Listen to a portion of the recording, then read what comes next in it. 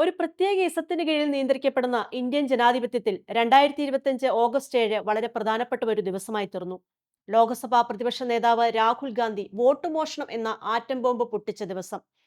എത്രയേറെ രാഷ്ട്രീയ വിയോജിപ്പുകൾ ഉണ്ടായാലും രാഹുൽ ഗാന്ധി എന്ന ഒരു സംഘപരിവാർ വിരുദ്ധ പോരാളിയുടെ അസാമാന്യമായ ബുദ്ധിപരമായ ഒരു അധ്വാനത്തിന്റെ വെളിപ്പെടുത്തൽ കൂടിയായിരുന്നു അത്. ബി എങ്ങനെയാണ് ഇന്ത്യയിൽ കഴിഞ്ഞ ലോക്സഭാ തെരഞ്ഞെടുപ്പിൽ കഷ്ടിച്ചെങ്കിലും ജയിച്ചു പോയത് എന്നതിന്റെ നേർസാക്ഷ്യമായിരുന്നു ബംഗളൂരുവിൽ രാഹുലിന്റെ വാർത്താ സമ്മേളനം. ഇന്ത്യൻ തിരഞ്ഞെടുപ്പ് കമ്മീഷനെ ബി നോക്കുകുത്തിയാക്കി വാഴിച്ചതിന്റെ നേർചിത്രമായിരുന്നു അത്. മഹാരാഷ്ട്രയിൽ 40 ലക്ഷം വ്യാജ വോട്ടുകൾ 6 മാസത്തിനകം ചേർത്താണ് സംസ്ഥാന ഭരണം പിടിച്ചത് എന്ന് കോൺഗ്രസ് ആരോപിച്ചപ്പോൾ പലരും പരിഹസിച്ചു. സംസ്ഥാനത്തെ മൊത്തം വോട്ടർ പട്ടിക ആവശ്യപ്പെട്ടിട്ടും തെരഞ്ഞെടുപ്പ് കമ്മീഷൻ നൽകിയിരുന്നില്ല.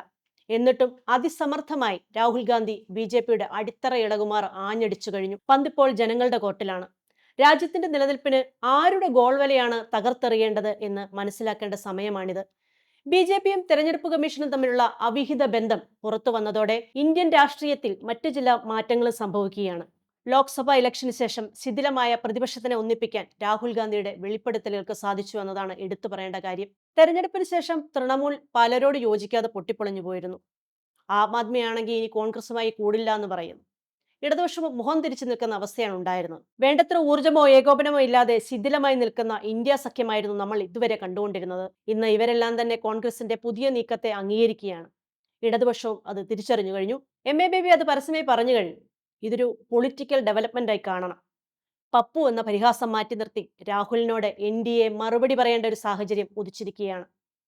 നിലവിൽ തിരഞ്ഞെടുപ്പ് കമ്മീഷൻ സുതാര്യമല്ല എന്നൊരു ഇമ്പാക്ട് ജനങ്ങൾക്കിടയിൽ ഉണ്ടായിക്കഴിഞ്ഞു. ഇത് വരുന്ന തെരഞ്ഞെടുപ്പുകളെയും ബാധിച്ചേക്കും.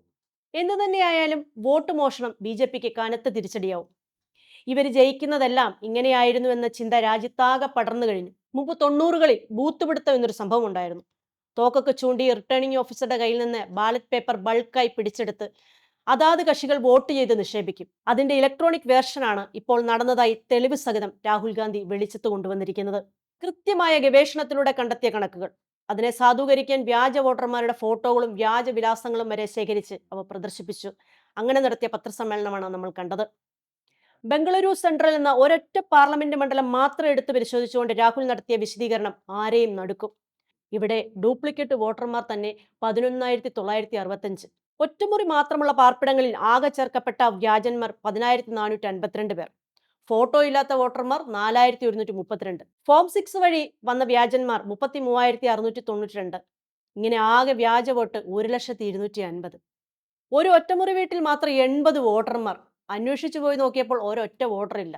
അവരുടെ ഫോട്ടോകളും അഡ്രസ്സും ഒക്കെ രാഹുൽ ഗാന്ധി പ്രദർശിപ്പിക്കുകയുണ്ടായി.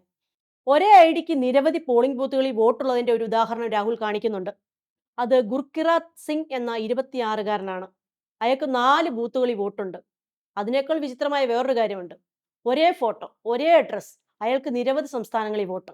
ഇങ്ങനെയുള്ള ആയിരക്കണക്കിന് ആളുകൾ പേരും അഡ്രസ്സും വീട്ടു നമ്പറും എല്ലാം പ്രദർശിപ്പിച്ചുകൊണ്ടാണ് വെളിപ്പെടുത്തലുകൾ എന്നോർക്കണം. മറ്റൊരു പ്രതിഭാസം എന്താണെന്ന് വെച്ചാൽ പട്ടികയിൽ പലർക്കും അഡ്രസ് ഇല്ല. പലരുടെയും പിതാവിന്റെ പേര് ASD EBG എന്നൊക്കെയാണത്രേ. ബംഗളൂരു സെൻട്രലിൽ BJP സ്ഥാനാർത്ഥി PC മോഹൻ വിജയിച്ചത് ഭീകരമായ അട്ടിമറിയിലൂടെയാണെന്ന് രാഹുൽ ഗാന്ധി വോട്ടർ പട്ടിക വെച്ച് എണ്ണി തെളിയിച്ചു. ഇപ്പോൾ ബീഹാർ തിരഞ്ഞെടുപ്പ് മുന്നിലെത്തുമ്പോൾ തിരഞ്ഞെടുപ്പ് കമ്മീഷനെ മറയാക്കി BJP കളിക്കുന്ന വോട്ടർമാരെ ഒഴിവാക്കൽ നാടകം ഇന്ത്യൻ ജനാധിപത്യത്തെ അവർ എങ്ങനെ ഇനി ഇന്ത്യയാകെ അട്ടിമറിക്കും എന്നതിന്റെ ഒരു മുന്നറിയിപ്പ് കൂടിയാണ്. രാഹുൽ ഗാന്ധി ഇന്ന് ഉയർത്തിയ ശബ്ദം ഇനി ജനാധിപത്യം പുലരണമെന്ന് ആഗ്രഹിക്കുന്ന ഓരോ ഇന്ത്യക്കാരനും ഏറ്റെടുക്കേണ്ടതാണ്. കോൺഗ്രസിന് തനിച്ച് ഇത് ഒരിക്കലും സാധ്യമാവില്ല. ഇടതുപക്ഷം ഉൾപ്പെടെയുള്ള ബദൽ ശക്തികളെല്ലാം അനിഷ്ടം മറന്ന് ഒരുമിച്ച് പോരാടിയില്ലെങ്കിൽ ഇന്ത്യൻ ജനാധിപത്യത്തിന്റെ കുഴിമാടത്തിൽ പോയിരുന്ന് നമുക്കെല്ലാം കരയേണ്ടി വരും. വോട്ടുകൊള്ളയുമായി ബന്ധപ്പെട്ട വിവരങ്ങൾ അറിയിക്കാൻ രാഹുൽ ഗാന്ധി വോട്ട് ചോരി എന്നൊരു വെബ്സൈറ്റ് തുടങ്ങിയിട്ടുണ്ട്. തെരഞ്ഞെടുപ്പിൽ വോട്ടുകൊള്ള തടയാനുള്ള പ്രചാരണത്തിൽ പങ്കുചേരാൻ ജനങ്ങളോട് ആഹ്വാനം ചെയ്തുകൊണ്ടാണ് ലോക്സഭാ പ്രതിപക്ഷ നേതാവിന്റെ നീക്കം. രാജ്യം ഒരു അനീതിയെ നേരിടുമ്പോൾ കേരളത്തിന് മാത്രം മാറി നിൽക്കാനാവില്ലല്ലോ. ലോക്സഭാ തെരഞ്ഞെടുപ്പിൽ തൃശൂർ മണ്ഡലത്തിൽ വ്യാജ വോട്ടർമാരെ ചേർത്തുവന്ന് ഇതിനകം ആരോപണം ഉയർന്നിട്ടുണ്ട്. മുന്നണി നേതാക്കളെല്ലാം ശക്തമായ പ്രതിഷേധവുമായി രംഗത്തെത്തിയിട്ടുണ്ട്. ഇതിനെ തുടർന്ന് സംസ്ഥാനത്ത് വോട്ടിംഗ് സംബന്ധിച്ച് വ്യാപകമായ പരിശോധന നടത്താനും തീരുമാനമായിട്ടുണ്ട്. തെരഞ്ഞെടുപ്പ് കമ്മീഷന്റെ പ്രവർത്തനങ്ങൾ സുതാര്യമല്ല എന്ന് തെളിഞ്ഞുകൊണ്ടിരിക്കുന്ന സാഹചര്യത്തിൽ ഒരു ഇന്ത്യൻ പൗര എന്ന നിലയിൽ എനിക്ക് ഒന്നേ പറയാനുള്ളൂ. ഇന്ത്യൻ ഭരണഘടനയുടെ 16 അടിയന്തരം കൂടണോ അതോ പോരാടണമോ? Take care India.